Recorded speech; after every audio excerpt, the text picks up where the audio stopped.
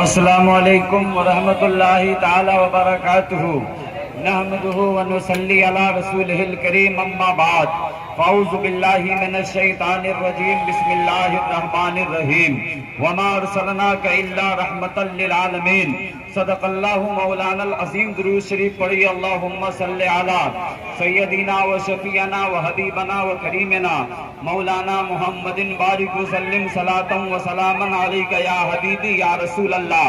علامہ اقبال فرماتے ہیں کہ محمد سے وفا پانے تو ہم تیرے ہیں، کہ محمد سے وفا پانے تو ہم تیرے ہیں، یہ جہاں چیز ہے کیا قلم تیرے ہیں۔ سامعین، آج سے 1500 سال پہلے مکہ کی سرزمین پر ایک انقلاب آیا، ایک شخصیت آئی، ایک انسان کو انسانیت دلانے والا نبی آیا۔ ان کو سب جانتے ہیں، چاہے وہ جس دھرم کا ماننے والا ہو، چاہے وہ جس مذہب کا تعلق رکھنے والا ہو۔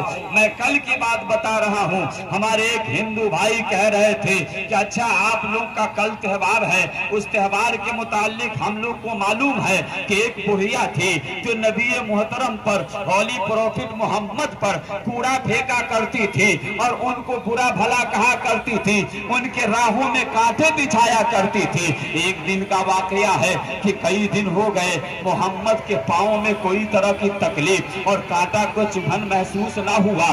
نبی محترم نے پتہ لگایا آخر وہ ضعیفہ کہاں ہے، کیا بات ہے، آج راستے پر کانٹا نہیں ہے، روڈ پر کنکری اور کانٹے نہیں ہے۔ پتہ لگائے کہ وہ فلاں بڑھیا کا گھر کہاں ہے۔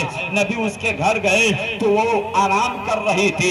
جب سنا ہے کہ محمد ابن عبداللہ آئے ہیں، وہ اٹھ کر کے بیٹھ جاتی ہے اور کہتی ہے محمد تم آئے ہو، جب میں بیمار پڑ گئی تو تم مجھے سزا دینے کے لیے آئے ہو، آج میں بستر پہ پڑی ہوں تو تم مجھ کو سزا دینے کے لیے آئے ہو۔ محمد مسکراتے ہیں، وہ ضعیفہ میں تمہیں بیمار دیکھ کر کے میں تجھ سے بدلہ لینے نہیں آیا، سزا دینے کے لیے نہیں آیا، میں تو اس لیے آیا ہوں کہ تیری خیریت پوچھ لوں کہ تمہیں کیا ہو گیا ہے۔ آج میرے طلبے کو تکلیف نہیں ہوئی ہے، کیا بات ہے کہ تمہاری وجہ سے جو مجھ کو کانٹا کی چبھن محسوس ہو رہی تھی وہ کانٹا کا چبھن آج محسوس نہیں ہوا۔ پتا چلا ہے لوگوں نے بتایا ہے کہ تم بیمار ہے، تو میں نے سوچا کہ چلو اس کی تیمارداری کر کے دیکھتا ہوں کہ آخر اس کی طبیعت کیسی ہے۔ میں تجھے سزا دینے کے لیے نہیں بلکہ میں تمہیں دیکھنے کے لیے آیا ہوں تاکہ میں تمہیں اپنا پیغام اسلام دوں۔ جب یہ بات کو سنی ہے تو ضعیفہ بستر سے بیٹھ جاتی ہے اور کہتی ہے اے محمد ہم نے انسان تو بہت دیکھا ہے، پروش تو ہم نے بہت دیکھا ہے، لیکن محمد جیسا کوئی نہیں دیکھا ہے۔ آؤ پہلے مجھ کو کلمہ شہادت پڑھا کر کے اپنے دین میں داخل کر لو۔ یا رسول اللہ،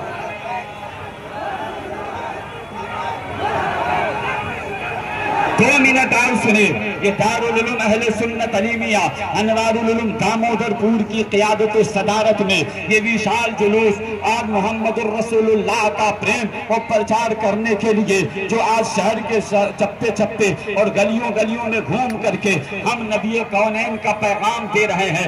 آخر کیسے اسلام آپ کی سرزمین، ہمارے سرزمین، ہمارے پاک وطن ہندوستان کی سرزمین پر پہنچا ہے۔ عرب کا ایک قافلہ ایک تاجر تجارت کرنے کے لیے کاٹیا وار کی سرزمین سے ہوتا ہوا کیرل کی دھرتی پر آتا ہے۔ ندی کے کنارے، سمندر کے کنارے اس نے پڑاؤ ڈالا ہے، کپڑے کی بزنس کر رہا ہے، تجارت کر رہا ہے۔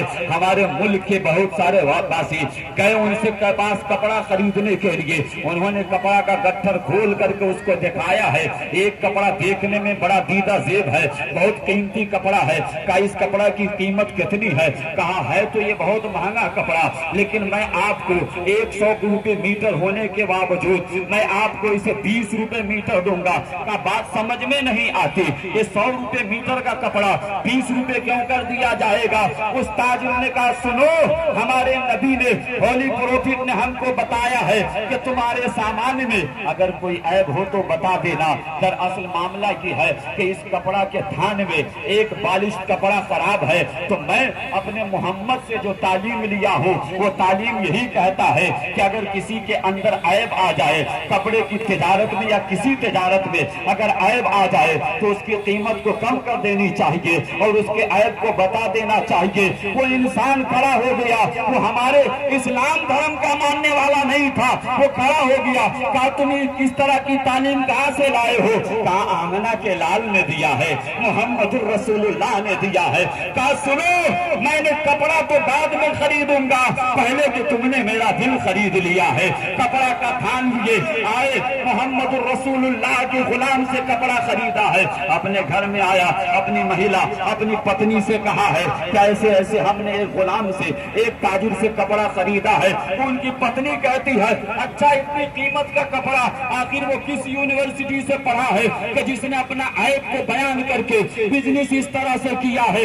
سنو، ہم کپڑا بعد میں سلائیں گے، پہلے چلو اس کے دھرم کا ہم اس کو قبول کر لیتے ہیں، کیونکہ جس کا غلام اتنا شاندار ہے اس کا آقا کتنا شاندار ہوگا۔